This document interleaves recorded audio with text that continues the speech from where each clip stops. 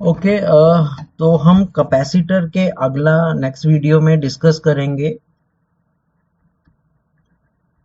Kirchhoff's law in capacitors.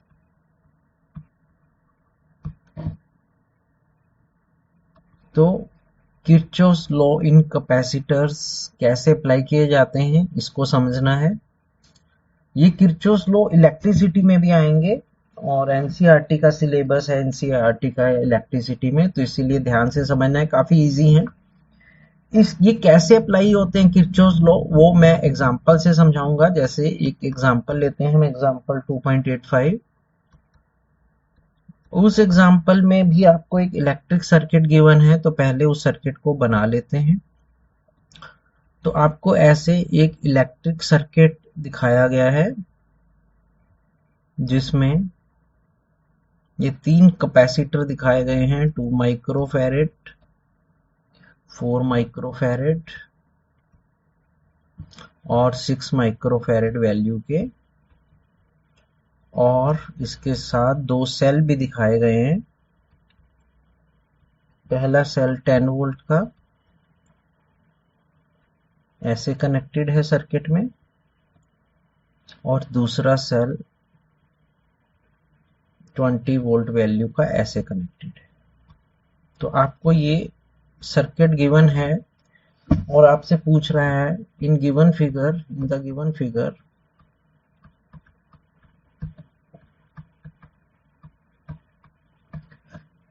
find the charges on the 3 capacitors. Find the charges on the 3 capacitors. अब ये numerical में ना तो ये सीरीज पैरेलल में पता लग रहा है, ना ही हम इसका सिमेट्रिकल फिगर देख सकते हैं, ना ही potential of plate, same potential of plates निकाल के इसे कर सकते हैं, और ना ही एक इनफाइनाइट लैडर वाला टाइप का है। तो ऐसे क्वेश्चंस को किरचॉफ्स लॉ से करते हैं। कैसे समझते हैं? सबसे पहले क्योंकि इसमें 2 सेल लगे हुए हैं, तो हम मान लेते हैं कि जो 10 वोल्ट का सेल है उसके पॉजिटिव टर्मिनल से कुछ चार्ज Q1 जा रहा है, और ऐसे ही 20 वोल्ट वाले सेल से कुछ चार्ज Q2 जा रहा है। तो ये Q1 चार्ज 10 वोल्ट से पास होगा, पहले वो 2 माइक्रोफैरेड में जाएगा, यहां पर पहुंचेगा। ऐसे ही ये Q2 चार्ज 4 माइक्रोफैरेड को जाएगा और दूसरी प्लेट से बाहर आ जाएगा ऐसे। अब इस पॉइंट पे अगर हम ध्यान से देखें, इसको जंक्शन भी बोलते हैं, तो अगर हम इसको नाम दे देते हैं पहले A B C D E F, तो हम C जंक्शन पे देखें, जंक्शन मतलब मीटिंग पॉइंट जहां पे तारें मिल रही होती हैं। तो C पॉइंट में Q1 चार्ज एंटर हो रहा है, Q2 चार्ज C की तरफ आ रहा है, ये दोनों मिलकर इधर चले जाएंगे। तो C पॉइंट से Q1 प्लस Q2 चार्ज तीसरे कैपेसिटर की तरफ चला जाएगा, क्योंकि C पॉइंट से यहां से Q1 चार्ज आ जाएगा, इधर से Q2, दोनों मिलकर इधर चले जाएंगे। इसे किरचॉफ्स फर्स्ट लॉ कहते हैं कि चार्ज डिस्ट्रीब्यूशन कैसे होती है। अब दूसरे इसी कैपेसिटर की दूसरी प्लेट से सेम चार्ज हम दिखाएंगे Q1 प्लस Q2। अब क्योंकि 10 वोल्ट के बैटरी से या सेल से पॉजिटिव प्लेट से Q1 चार्ज बाहर निकल रहा था, तो हम सेम वैल्यू का चार्ज Q1 नेगेटिव प्लेट में एंटर करते दिखा देंगे। और ऐसे ही 20 वोल्ट की पॉजिटिव टर्मिनल से Q2 चार्ज बाहर आ रहा था, तो उसकी भी नेगेटिव प्लेट में Q2 चार्ज हम एंटर करते दिखा देंगे। इसे कहते हैं चार्ज डिस्ट्रीब्यूशन। तो सबसे पहले हमने first we did charge distribution by using Kirchhoff's first law. तो किरचॉफ के फर्स्ट लॉ को हमने यूज करके चार्ज को डिस्ट्रीब्यूट कर दिया कि चार्ज कैसे कैसे बैट सेल से अलग अलग कैपेसिटर में जाएगा। नाउ अब हर उस पे चार्ज बनाने के लिए हम क्या करते हैं, हमें क्लोज लूप चाहिए। जैसे हम एक क्लोज लूप लेते हैं, जैसे हम in close loop A B C F A, इसे क्लोज लूप कहते हैं, मतलब कोई भी क्लोज पाथ। जैसे आप माइन फिगर में देखो तो ए से बी, बी से सी, सी से एफ और एफ से ए पॉइंट में एक क्लोज लूप बन रही है लेफ्ट साइड में, जो एक स्क्वायर सा बन रहा है। अब इसमें sum of potentials across capacitors plus voltage of cells must always be zero। ये किरचॉफ के सेकंड लॉ ने बोला था कि किसी भी क्लोज लूप में जितने भी हमें पोटेंशियल्स मिल रहे हैं कैपेसिटर्स के क्रॉस, या प्लस जो अगर सेल की वोल्टेज मिल रही है, उन सबको हम जोड़ लें तो उनका सम जीरो आएगा। अब हम सम ऑफ पोटेंशियल्स अक्रॉस कैपेसिटर कैसे निकालेंगे, जरा ध्यान से देखना। अब हम पहले ए से बी मूव करते हैं, हमें कोई कैपेसिटर नहीं मिला, इसको छोड़ देते हैं। बी से सी पोटेंशियल जो फर्स्ट कैपेसिटर पे मिलेगा वो मिलेगा Q1/2 microfarad. Q1/2 micro letter हम यहाँ पे लिख लेते हैं, Q1/2 माइक्रोफेरेड, क्योंकि VQ/C होता है। तो हमने लेट किया है कि इस कैपेसिटर में Q1 चार्ज आ रहा है, तो Q1 डिवाइडेड बाय इसकी कैपेसिटेंस वैल्यू 2 माइक्रो, ये पोटेंशियल मिला।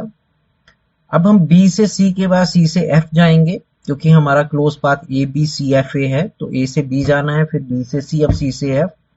अब अगर हम C से F में देखें तो वहां जो चार्ज कैपेसिटर की प्लेट में एंटर कर रहा है वो है Q1 प्लस Q2, और उस कैपेसिटर की वैल्यू 6 माइक्रो है। तो ये हमें दूसरा पोटेंशियल मिला सेकंड कैपेसिटर के अक्रॉस। अब हमने F से A आना है, क्योंकि हम A से B मूव हो चुके हैं, B से C मूव हो चुके हैं, C से F भी मूव हो चुके हैं। अब हमें F से A मूव करना है क्लोज लूप में को करने के लिए।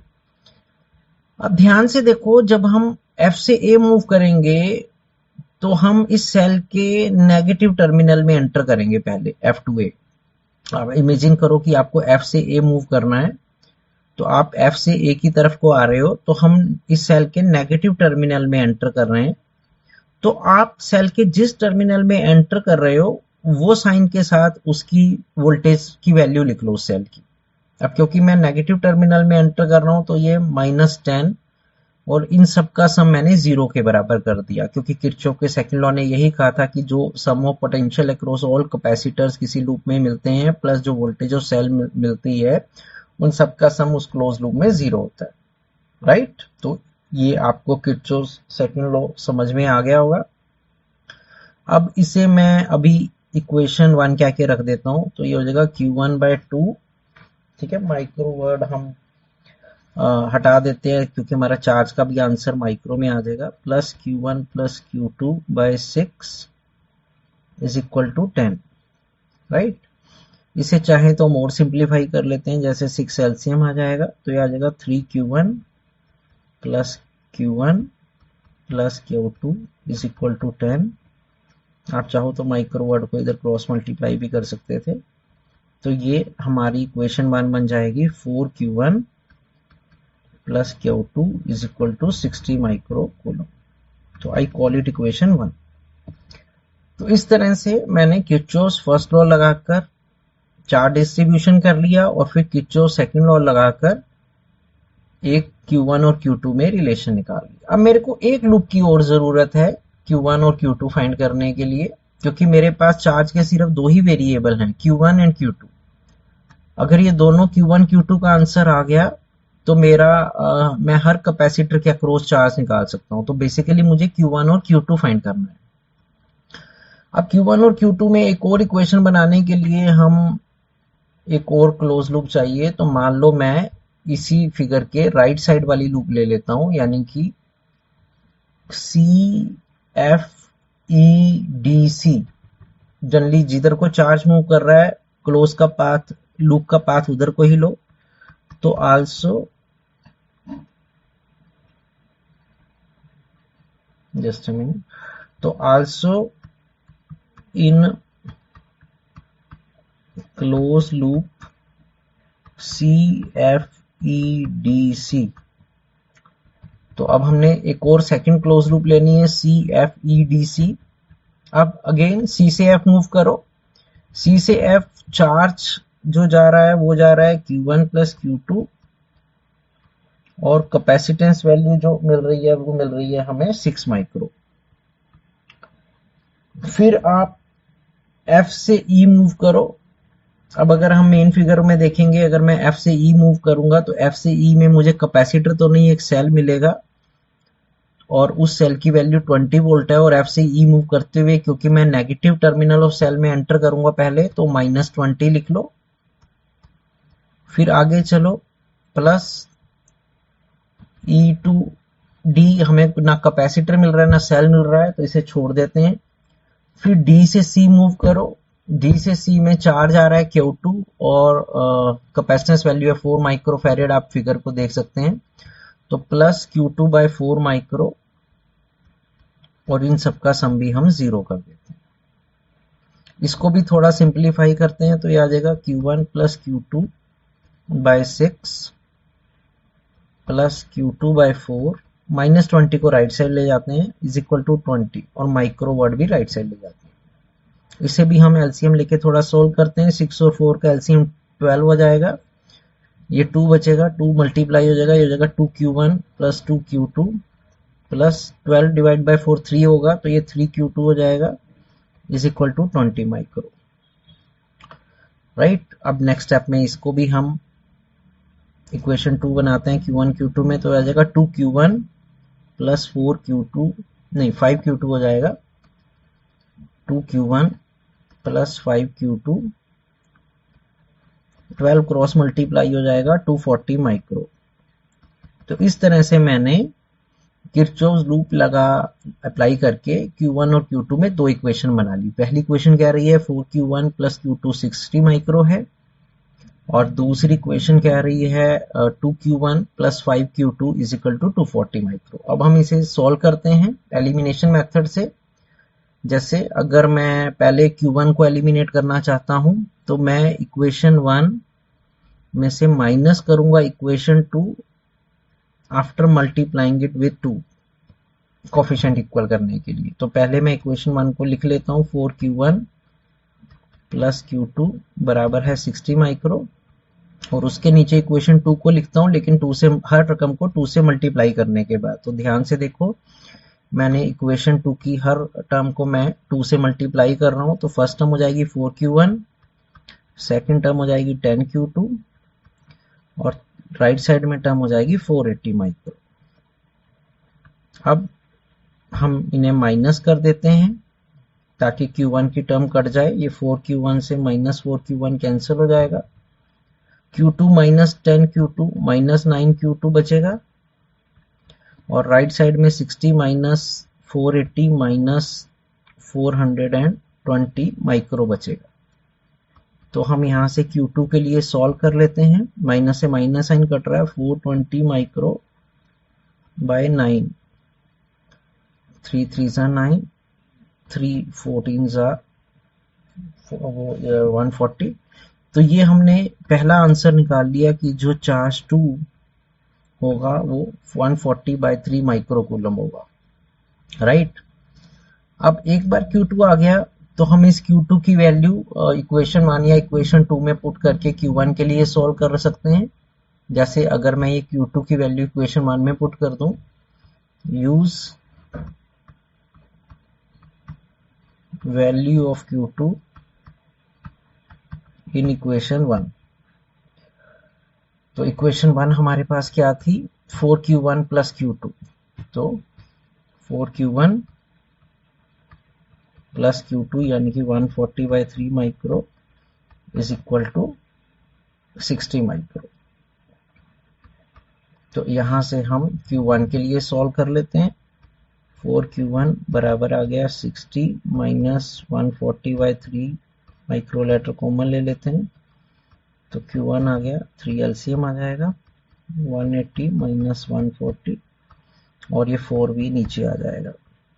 तो हम इस तरह से Q1 के लिए सॉल्व कर लेंगे। 40/3 इंटू 4 माइक्रो, 4 से 10 के टेबल पे कट जाएगा, 10/3 माइक्रो कूलम। तो इस तरह से हमने Q1 Q2 निकाल लिया। तो ये चार्ज कैपेसिटर को मिलेगा और मिडल वाले जो कैपेसिटर था उसको चार्ज Q1 प्लस Q2 मिल रहा है आल्सो। तो मिडल वाले में चार्ज कितना मिलेगा, Q1 प्लस Q2। हम इन दोनों वैल्यू को ऐड कर देते हैं, 140/3 माइक्रो प्लस 10/3 माइक्रो, तो ये हो जाएगा 150/3 माइक्रो यानी कि 50 माइक्रो कूलम। तो इस तरह से हमने हर कैपेसिटर में चार्ज निकाल लिया by using Kirchhoff's first law and second law. तो इस क्वेश्चन के थ्रू आपको किरचॉफ्स लॉ थोड़ा समझ में आ जाएगा। आगे जाके हम सेम लॉ इलेक्ट्रिसिटी में भी लगाएंगे। तो प्लीज इस क्वेश्चन को अच्छे से देखना, कैसे चार्ज को मैंने सेल से हर ब्रांच में भेजा और कैसे किरचॉफ का सेकंड लॉ लगाया जो कहता है कि जो भी पोटेंशियल्स हमें कैपेसिटर्स के अक्रॉस किसी लूप में मिल रहे हैं प्लस वोल्टेज मिल रही है, उन सब के सम को जीरो कर दो। राइट, तो हमने यहां से उन Q1 Q2 में दो इक्वेशन बना लिया और फिर उसको सॉल्व कर लिया। उसके बाद नेक्स्ट लास्ट टॉपिक हम कैपेसिटर का करते हैं, इससे हमारा कैपेसिटर खत्म हो जाएगा। Common potential. तो नेक्स्ट टॉपिक हमारा जो है कैपेसिटर पे वो है common potential. Common potential, common potential क्या होता है? मान लीजिए हमारे पास दो अलग अलग कैपेसिटर हैं जिनको हमने अलग अलग चार्ज कर लिया। तो ये हमारे पास पहला कैपेसिटर है जिसकी वैल्यू C1 है और उसकी प्लेट्स में पोटेंशियल डिफरेंस V1 है और उस पे चार्ज Q1 है। और ये एक दूसरा कैपेसिटर है जिसके वो भी चार्ज है मान लो अलग से। तो ये दोनों कैपेसिटर्स को हमने अलग अलग चार्ज कर दिया। इसकी कैपेसिटेंस वैल्यू C2 ले ली, V2 ले ली और Q2 ले ली। तो ये दो कैपेसिटर लिए जिनको अलग अलग चार्ज देकर अलग अलग पोटेंशियल वैल्यू तक चार्ज कर लिया। अब मान लेते हैं हम इन दोनों कैपेसिटर को ज्वाइन कर देते हैं ऑन ज्वाइनिंग। अब इसकी ज्वाइनिंग भी दो तरह से हो सकती है। पहला तरीका होता है कि हम पहले कैपेसिटर की पॉजिटिव प्लेट को दूसरे कैपेसिटर की भी पॉजिटिव प्लेट के साथ जोड़ें, यानी कि ऐसे। अब हमने इन दोनों कैपेसिटर को आपस में तारों के साथ जोड़ दिया और कुछ भी नहीं है, ना सेल है ना कुछ है, बस दोनों को जोड़ दिया। इसका पोटेंशियल V1 था, इसका पोटेंशियल V2 था। अब जब हम इनको वायर से जोड़ देंगे और मान लेते हैं कि V1 is greater than V2, यानी कि फर्स्ट कैपेसिटर का पोटेंशियल सेकंड कैपेसिटर से आधा है, तो चार्ज फ्लो होना शुरू हो जाएगा from high potential to low potential जब तक दोनों का पोटेंशियल सेम नहीं आ जाता। Charge will begin to flow from higher potential capacitor to lower potential capacitor till the charge on till the potential on both become the same, not charge, क्योंकि potential same होने पे charge flow होना बंद हो जाता है। till the potential on both becomes equal, और उसी इक्वल पोटेंशियल को हम कॉमन पोटेंशियल कहते हैं। कि ये कॉमन पोटेंशियल वैल्यू पे आ गए दोनों कैपेसिटर, क्योंकि चार्ज फ्लो होने की एक ही कंडीशन होती है कि charge always flow from high potential to low potential. अब वो कॉमन पोटेंशियल कितना होता है, वो वी कॉमन पोटेंशियल जो होता है उसका जो फार्मूला होता है वो होता है Q1 प्लस Q2, यानी कि total charge by total capacitance. तो Q1 plus Q2 total charge है और C1 plus C2 total capacitance है। इसको हम एक दूसरे फार्मूले से भी लिख सकते हैं, C1 V1 plus C2 V2 upon C1 plus C2, क्योंकि Q CV के बराबर होता है तो Q1 की जगह C1 V1 आ सकता है और Q2 की जगह C2 V2 हो जा सकता है। तो ये कॉमन पोटेंशियल निकालने के दो फार्मूले निकल गए, या तो टोटल चार्ज को टोटल कैपेसिटेंस वैल्यू से डिवाइड कर दो, या C1 V1 plus C2 V2 upon C1 plus C2, यानी कि capacitance value of first into उसका potential value plus C2 V2 over C1 plus C2। तो इस तरह से इनका कॉमन पोटेंशियल आ जाता है। कई बार जैसे मैंने बोला कि हम इसको उल्टा कनेक्शन कर देते हैं। उल्टा कनेक्शन मतलब हम पहले कैपेसिटर की पॉजिटिव प्लेट को दूसरे कैपेसिटर की नेगेटिव प्लेट से जोड़ते हैं और ऐसे ही नेगेटिव प्लेट को पॉजिटिव से जोड़ते हैं, यानी कि कुछ ऐसे। तो आप दूसरी फिगर में देख रहे हो कि हमने ऑपोजिट पोलैरिटी से प्लेट्स को जोड़ा है। अगर ऑपोजिट पोलैरिटी से हमने प्लेट को जोड़ा है तो उसके कॉमन पोटेंशियल का फार्मूले में हम ये लिखते हैं C1 V1 minus C2 V2 upon C1 plus C2। तो बीच में जो साइन है वो माइनस का आ जाता है रेदर देन प्लस। तो ये दोनों फार्मूले आपने याद रखने हैं कि जब भी हम दो कैपेसिटर को जोड़ेंगे तो उनके बीच का जो कॉमन पोटेंशियल आ जाएगा जोड़ने पर, वो इस फार्मूले से देखा जाएगा। एक ही फार्मूला है, बस दोनों की पॉजिटिव प्लेट जुड़ेंगे तो बीच में प्लस साइन आएगा, और पॉजिटिव नेगेटिव प्लेट से जुड़ेगा ऑपोजिट पोलैरिटी से तो बीच में माइनस साइन आएगा। बाकी सारा फॉर्मूला सेम है, तो ये आपको याद रखना है। आल्सो कनेक्शन करने के बाद कितना चार्ज बचेगा after joining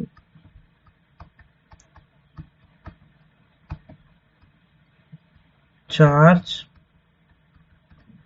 left on each capacitor. Her capacitor पे कितना चार्ज बचेगा उसका भी आपको फार्मूला याद करना है। जैसे फर्स्ट कैपेसिटर पे जो चार्ज बचेगा Q1 डैश, वो होगा C1 यानी कि उसकी capacitance value over C1 plus C2 total capacitance value into total charge. और ऐसे ही अगर हमें सेकंड कैपेसिटर पे चार्ज निकालना है तो वो हो जाएगा C2 upon C1 plus C2 और फिर ब्रैकेट में Q1 प्लस Q2। तो ये फार्मूला बता रहा है कि हर कैपेसिटर पे चार्ज कितना रह जाएगा आफ्टर ज्वाइनिंग, और ऊपर वाला फार्मूला बता रहा है कि उनका एक कॉमन पोटेंशियल वैल्यू क्या आ जाएगी, राइट। तो आपको ये कंसेप्ट पता होना चाहिए कॉमन पोटेंशियल का। दूसरी बात, जब हम इनको जोड़ेंगे तो जैसे मैंने अभी ऊपर बोला कि charge begins to flow from high potential value capacitor to low potential value. अब जब चार्ज फ्लो करेगा तो एनर्जी लॉस होगा, क्योंकि वायर्स में से जब ये चार्ज फ्लो हो रहा होगा तो वायर हीटअप हो जाएंगी। तो जब वो चार्ज फ्लो करेगा तो एक तरह से करंट का रूप ले लेगा, तो वो करंट की फॉर्म में फ्लो करेगा वायर में से, तो उसमें वायर हीटअप हो जाएंगी, मतलब एनर्जी लॉस होगा। तो उसका भी आपको फार्मूला पता होना चाहिए। Also energy loss when capacitors are joint together, कि कितना एनर्जी लॉस होगा अगर हम दो कैपेसिटर को आपस में जोड़ दें। तो उसका फार्मूला आपको याद रखना है, वो होता है half C1 C2 upon C1 plus C2 और ब्रैकेट में V1 माइनस V2 का whole square, right, V1 minus V2 का होल स्क्वायर। तो आपको ये फार्मूला भी याद रखना है कि जब दो कैपेसिटर को आपस में जोड़ देंगे तो उनमें जो एनर्जी लॉस होगा वो ये होगा। ये फार्मूला तब यूज करना है when positive plates are joint together, जब पॉजिटिव प्लेट के साथ पॉजिटिव प्लेट जुड़ती है और नेगेटिव के साथ नेगेटिव। लेकिन इसी फार्मूले में फिर से थोड़ा सा चेंज हो जाता है, वो एनर्जी लॉस का फार्मूला हो जाता है half C1 C2 upon C1 plus C2। ये माइनस की जगह बीच में प्लस साइन आ जाता है जब हम ऑपोजिट प्लेट्स को जोड़ते हैं, यानी कि positive plate is joint with negative plate of second capacitor. When positive plate of C1 joint with negative plate of C2, तो हम कैपेसिटर 1 की पॉजिटिव प्लेट को कैपेसिटर 2 की नेगेटिव प्लेट से जोड़ते हैं और कैपेसिटर नेगेटिव प्लेट को पॉजिटिव प्लेट से जोड़ते हैं, तो इतना एनर्जी लॉस होता है। तो ये पूरा का पूरे फार्मूले कह लो, कंसेप्ट कह लो, आपको याद रखना है कि अगर हम दो कैपेसिटर को अलग अलग चार्ज कर लें और फिर उनको आपस में जोड़ दें तो number one thing, charge flow होना स्टार्ट हो जाता है from high potential capacitor to low potential capacitor. ये चार्ज फ्लो तब तक होता है जब तक उनका एक कॉमन पोटेंशियल नहीं आ जाता, जिसका ये हमने फार्मूला लिखा है। और क्योंकि चार्ज फ्लो कर रहा है तो एक का चार्ज लॉस, जो चार्ज दे रहा है उसका चार्ज कम हो जाएगा और जिसको चार्ज मिल रहा है उसको चार्ज पहले से बढ़ जाएगा। तो ये फार्मूले बता रहे हैं कि आफ्टर ज्वाइनिंग दोनों कैपेसिटर पे कितना चार्ज बचेगा वो हम यहाँ से निकाल सकते हैं। और जब चार्ज फ्लो करेगा तो कुछ हीट भी प्रोड्यूस होगी कनेक्टिंग वायर्स में, तो उससे एनर्जी लॉस भी होगा। तो वो एनर्जी लॉस हम इन फार्मूलों से निकाल सकते हैं, half C1 C2 upon C1 plus C2 bracket में V1 प्लस V2 का होल स्क्वायर। ओके, तो इस नॉलेज के साथ कुछ क्वेश्चंस करते हैं ताकि ये कंसेप्ट भी आपको अच्छे से समझ में आ जाए। जैसे मैं एग्जांपल 2.90 ले रहा हूं। हाँ जी, इसमें क्या कह रहा है, two isolated sphere conductors have radii 5 centimetre and 10 centimetre. तो हमारे पास सफियर के दो कंडक्टर हैं और उनका रेडियस हमें गिवन है, एक का 5 सेंटीमीटर और एक का 10 centimetre. They have charges of 12 microcoulomb. एक पे चार्ज हमने दिया हुआ है 12 माइक्रोकूलम और एक पे चार्ज दिया हुआ है -3 माइक्रोकूलम। ये इनिशियली है, अभी जोड़ा नहीं हुआ है, सिर्फ दो अलग अलग कैपेसिटर है, दोनों पे चार्ज दिया हुआ है, एक पे पॉजिटिव चार्ज है और एक पे नेगेटिव चार्ज है। आगे लिख रहा है find the charges after they are connected by a conducting wire. अब वो कह रहा है कि मान लो हम इन दोनों सफियर को एक तार से आपस में जोड़ दें। तो ये मैंने दूसरी फिगर में इन चार्ज को, इन सफियर्स को जोड़े हुए दिखाया है। तो कह रहा है जब इन दोनों को एक सफियर से, एक वायर से जोड़ देंगे तो इनके पास कितना चार्ज रह जाएगा वो हमने निकालना है, right. Also find the common potential, और कॉमन पोटेंशियल भी निकालना है। तो हम एक एक पार्ट करके करते हैं। अब हमने अभी ऊपर एक फार्मूला लिखा है कि आफ्टर ज्वाइनिंग जो चार्ज लेफ्ट होगा वो होगा C1 over C1 plus C2 bracket में Q1 plus Q2। Now after joining charge left on sphere 1, तो जो सफियर 1 है उस पे कितना चार्ज बचेगा, पहले हम उसका फार्मूला लिख लेते हैं। वो है C1 over C1 plus C2 into bracket में Q1 प्लस Q2। यही फार्मूला हमने ऊपर लिखा है। अब हमें C1 डायरेक्टली तो नहीं गिवन किसी भी सफियर का, लेकिन हमें फार्मूला पता है कि किसी भी सफियर का कैपेसिटेंस का formula 4 pi e naught into radius होता है। तो हो जाएगा 4 pi e naught into small r, और C2 के लिए 4 pi E naught into capital R और total charge Q1 plus Q2। इसे थोड़ा सा हम सिंप्लीफाई कर लेते हैं। 4 pi E not small r, यहाँ से 4 पाई E नॉट नीचे से कॉमन आ रहा है तो अंदर आ जाएगा small r plus capital R into Q1 plus Q2। 4 pi not से पूरा 4 पाई नॉट कैंसिल हो गया। हम वैल्यू पुट कर देते हैं। जैसे हमें स्मॉल r मतलब छोटे स्फीयर का रेडियस दिया हुआ था 5 सेंटीमीटर, नीचे small r plus capital R 15 centimetre हो जाएगा और टोटल चार्ज हो जाएगा 12 माइक्रो माइनस 3 माइक्रो, क्योंकि एक पे नेगेटिव चार्ज है तो ऐड होने पर वो एक्चुअली माइनस हो जाएगा। 12 माइक्रो माइनस 3 माइक्रो। इसे हम सॉल्व कर लेते हैं तो ये 5 3 ज़ा 15 1/3, 12 micro minus 3 micro is 9 micro. तो ये हमने निकाल लिया कि जो फर्स्ट स्फीयर पे चार्ज रह जाएगा वो 3 माइक्रो कूलम रह जाएगा। सिमिलरली हम Q डैश निकाल सकते हैं।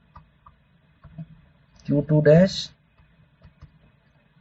उसके लिए हमें कैपिटल R ऊपर रखना पड़ेगा, capital R plus small r और फिर ब्रैकेट में Q1 प्लस Q2। तो Q2 डैश बराबर आ जाएगा, कैपिटल R है 10 centimetre by capital R plus small r 15 centimetre और 12 माइक्रो माइनस 3 माइक्रो। इसको भी सॉल्व कर लेते हैं। हो जाएगा 2/3 ऑफ 9 माइक्रो यानी कि 6 माइक्रो। तो ये चार्ज आ गए दोनों स्फीयर पे। हम एक्चुअली दूसरे स्फीयर का चार्ज ओरली भी निकाल सकते थे, क्योंकि law of conservation of charge कहता है charge can neither be created nor be destroyed. तो टोटल चार्ज पहले 9 माइक्रोकूलम था तो आफ्टर ज्वाइनिंग भी 9 माइक्रोकूलम ही रहना चाहिए। अब क्योंकि हम फर्स्ट स्फीयर पे चार्ज निकाल चुके थे 3 माइक्रोकूलम, तो इसका मतलब सेकंड पे 6 माइक्रोकूलम ही बचेगा, क्योंकि हमारे पास टोटल चार्ज 12 माइनस 3 9 माइक्रोकूलम था। तो ये सेकंड का आंसर हम ओरली भी फाइंड कर सकते थे। आई होप आपको समझ में आ गया होगा यहाँ तक। अब हम कॉमन पोटेंशियल निकालते हैं। अब हमने कॉमन पोटेंशियल के दो फार्मूले लिखे हैं। पहला है total charge by total capacitance value, इसी से ये न्यूमेरिकल हो जाएगा। तो V कॉमन आ जाएगा Q1 plus Q2 over C1 4 pi E naught into small r plus 4 pi E naught into capital R। तो यहाँ से ये हो जाएगा Q1 plus Q2 over 4 pi E not small r plus capital R। अब हम values put कर देते हैं। जैसे 1/4 पाई E नॉट की वैल्यू आप सबको बताई हुई है 9 इंटू 10 की power 9, Q1 plus Q2 12 micro minus 3 micro और स्मॉल r हमारा है 5 सेंटीमीटर, कैपिटल R है 10 सेंटीमीटर। उस सेंटीमीटर के मीटर बनाने के लिए एडिशनल 10 की पावर माइनस 2 से इंटू कर देता हूँ। इसको हम मैथमेटिकली सॉल्व कर लेते हैं तो ये आ जाएगा 9 इंटू 10 की power 9 into 12 minus 3 9 microcoulomb, micro मतलब माइनस 6 पावर, नीचे 5 प्लस 10 15 इंटू 10 की पावर माइनस 2। तो इसको हम सॉल्व कर लेते हैं। 3 3 ज़ा 9, 3 5 ज़ा 15, तो ये आ जाएगा 27/5 इंटू 10 की पावर 9 माइनस 6 प्लस 2। 27/5 हो जाएगा, 5 5 ज़ा 25, 5 4 ज़ा 20 इंटू 10 की पावर 5 वोल्ट। तो ये हमने इनका कॉमन पोटेंशियल निकाल लिया कि जब इन दोनों कैपेसिटर को जोड़ देंगे तो इनकी जो कॉमन पोटेंशियल आ जाएगा वो इतना आ जाएगा। ओके, एक क्वेश्चन और लेते हैं।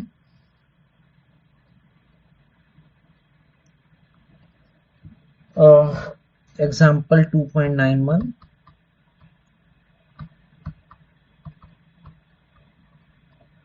इसमें कह रहा है कि दो पैरेलल प्लेट कैपेसिटर्स हैं A and B having capacities of 1 microfarad. तो हमारे पास दो कैपेसिटर गिवन है, एक 1 माइक्रोफैरेड वाला और एक 5 माइक्रोफैरेड वैल्यू वाला, और इनको सेपरेटली चार्ज कर दिया है 100 वोल्ट के पोटेंशियल पे, are charge separately to the same potential of 100 volt. तो इसको भी 100 वोल्ट है, इसको भी 100 वोल्ट है। अब वो कह रहा है now the positive plate of first capacitor is connected to the negative plate of second capacitor. तो हमने इनको ऑपोजिट पोलैरिटी से जोड़ दिया, यानी कि पहले कैपेसिटर की पॉजिटिव को दूसरे कैपेसिटर की नेगेटिव प्लेट से जोड़ दिया और उसके नेगेटिव को उसके पॉजिटिव से जोड़ दिया। तो हमें बताना है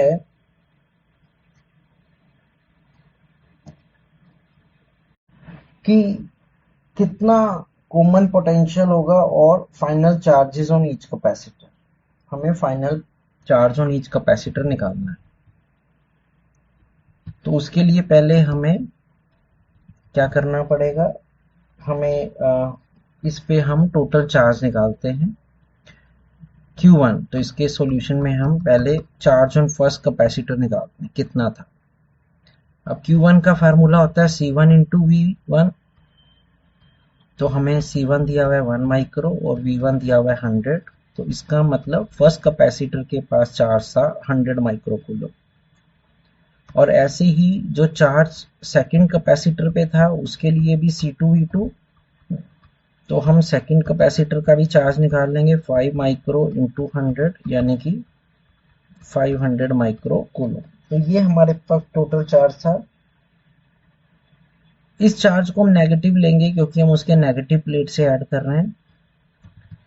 तो therefore modulus of Q1 plus Q2, हम टोटल चार्ज निकाल लेंगे इन दोनों कैपेसिटर के पास।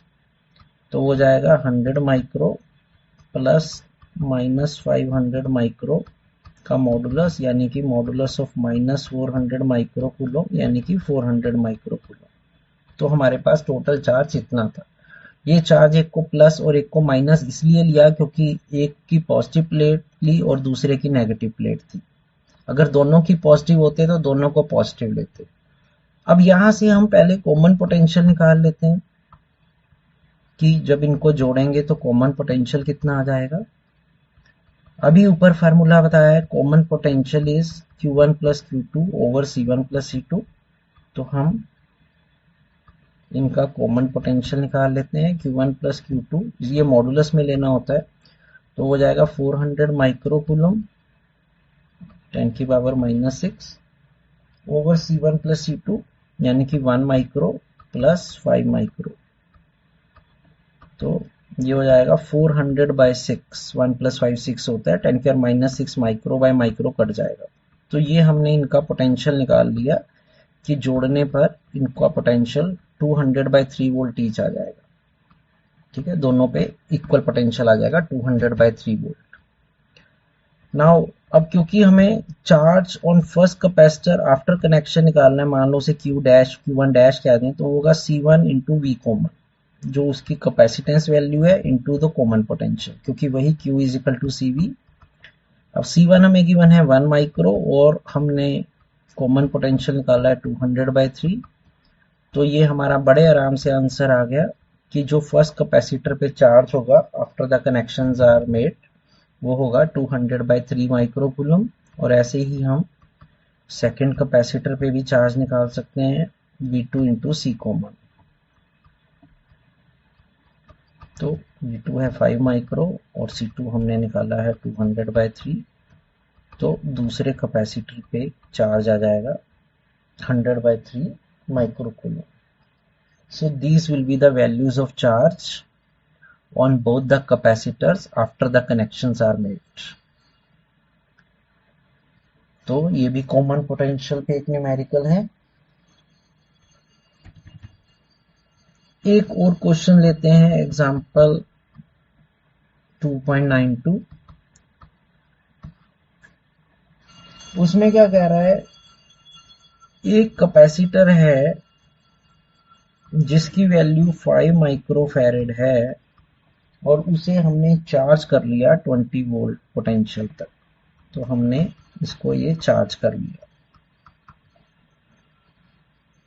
Now an uncharged capacitor is connected in parallel to it. अब एक अनचार्ज कैपेसिटर को इसके साथ पैरेलल में कनेक्ट कर दिया सेम वैल्यू का। इफ द चार्ज डिस्ट्रीब्यूट, अब एक और कैपेसिटर है जो कि अनचार्ज है, यानी कि वो 0 वोल्ट पे है, अनचार्ज है, और उसकी कुछ कैपेसिटेंस वैल्यू है, उसको इसके साथ हमने जोड़ना है। तो अब इस अनचार्ज कैपेसिटर को हमने इस चार्ज कैपेसिटर के साथ ऐसे जोड़ देना है। तो ये हम फिगर बनाकर समझते हैं। हमने इस चार्ज कैपेसिटर को इस अनचार्ज कैपेसिटर के साथ जोड़ दिया। ये 5 माइक्रोफैरेड का था, इसकी पोटेंशियल वैल्यू 20 वोल्ट थी, इसकी कैपेसिटेंस वैल्यू नहीं पता, और ये अनचार्ज था तो ये 0 वोल्ट पे था। अब इनको जोड़ दिया। अब जोड़ने पर लिखा हुआ है कि if the charge distributes equally on the two spheres after joining, जो Q1 डैश है, यानी कि फर्स्ट कैपेसिटर पे जो चार्ज बचेगा वो Q2 डैश के बराबर है, यानी कि जो सेकंड कैपेसिटर पे चार्ज आएगा, दोनों पे बराबर बराबर चार्ज आ जाएगा। तो हमें ये गिवन है, तो वहां से हमें फाइंड करना है, find total energy stored in capacitors. तो इन कैपेसिटर्स में टोटल एनर्जी कितनी स्टोर होगी। हाँ जी, तो इस क्वेश्चन को हमने समझना है। अब इनका चार्ज आफ्टर कनेक्शन सेम है। सबसे पहले हम इनका कॉमन पोटेंशियल निकाल लेते हैं। तो कॉमन पोटेंशियल, अब जो वैल्यू गिवन है उसके लिए हम फार्मूला यूज करते हैं C1V1 plus C2V2 upon C1 plus C2। तो हमें C1 यानी कि फर्स्ट कैपेसिटर की कैपेसिटेंस वैल्यू गिवन है 5 माइक्रो, V1 उसका गिवन है 20, सेकंड का C पता नहीं, लेकिन उसका पोटेंशियल वैल्यू 0 है, और टोटल कैपेसिटेंस वैल्यू हो जाएगी 5 प्लस C माइक्रो। तो इसे हम सॉल्व करते हैं। 5 micro into 20 100 micro over 5 plus C micro. ये माइक्रो से माइक्रो लेटर कट गया, तो हमारा कॉमन पोटेंशियल इतना आ गया। इसे हम कभी यूज करेंगे। नाउ अब हमें, क्योंकि ये गिवन है कि Q1 dash is equal to Q2 dash, इन दोनों पे चार्ज बराबर हो गया आफ्टर ज्वाइनिंग, और चार्ज का फार्मूला होता है C1 into V common, Q is equal to CV, और इस पे जो चार्ज बचेगा वो होगा C2 इंटू इसका कॉमन पोटेंशियल। अब हम फिर से वैल्यू पुट कर देते हैं। जैसे C1 हमें गिवन है 10 माइक्रो, कॉमन पोटेंशियल हमने अभी ये ऊपर निकाला है 100 over 5 plus C is equal to C2C, और फिर से common potential 100 over 5 plus C। ये 100 ओवर 5 प्लस C से 100 ओवर 5 प्लस C कट जाएगा, तो इसका मतलब इसकी भी कैपेसिटेंस वैल्यू 10 माइक्रो फैरेड ही होगी। तो इस तरह से पहले हमने इनकी कैपेसिटेंस वैल्यू निकाल ली कि अगर सॉरी ये फर्स्ट कैपेसिटर की कैपेसिटेंस वैल्यू 5 गिवन है, नॉट 10, तो ये 5 माइक्रो दी हुई थी, तो इसका मतलब ये भी 5 माइक्रो फैरेड का हो गया। अब एनर्जी स्टोर, अब आपको याद होगा मैंने किसी भी कैपेसिटर में एनर्जी स्टोर के 3 फार्मूले बताए थे, उसमें से एक फार्मूला था हाफ CV²। अब जब इन्हें जोड़ देंगे तो एक्चुअली ये पैरेलल कॉम्बिनेशन बन जाएगा, तो half CP into V², V मतलब कॉमन पोटेंशियल, और पैरेलल में वैल्यू सिंपल ऐड हो जाती है, half C1 plus C2 into V common square. अब हम एक बार फिर से वैल्यू पुट कर देते हैं। C1 हमारे पास है 5 माइक्रो, C2 भी हमने निकाल चुके हैं 5 micro, common potential 100 over 5 plus 5 आ जाएगा, क्योंकि ये C हमारा 5 निकल चुका है, और इसका होल स्क्वायर भी होगा क्योंकि ये V कॉमन का स्क्वायर है। इसको हम सॉल्व करते हैं। हाफ 5 + 5 10 माइक्रो यानी कि 10 × 10⁻⁻6 ये हो जाएगा 100/10, 10 का स्क्वायर 100, ये 2 5 के टेबल पे कट जाएगा। 500 × 10⁻⁻6 जूल। 10⁻⁻6 को हम माइक्रो भी बोल सकते हैं। तो इस कॉम्बिनेशन में जो एनर्जी स्टोर हो जाएगी वो कितनी हो जाएगी, 500 micro joule. That's it for today's class. इस कंसेप्ट को भी देख लेना और इसके साथ हमारा जो कैपेसिटर चैप्टर है वो खत्म होता है। So that's it in this video.